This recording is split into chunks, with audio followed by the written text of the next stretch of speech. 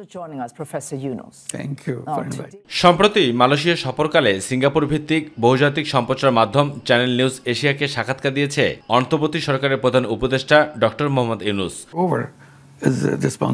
গণমাধ্যমটিকে তিনি বলেছেন, নির্বাচন যদি বৈধ বা আইনসঙ্গত না হয় তাহলে তার কোনো মানে হয় না। গ্রহণযোগ্য ও পরিচ্ছন্ন এবং উপভোগ্য একটি নির্বাচন নিশ্চিত করাই তার কাজ বলে জানান doctor Yunus.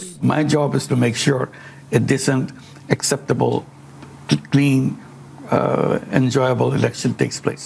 Everybody who are voters can cast their vote because our voters couldn't vote for the last 15 years.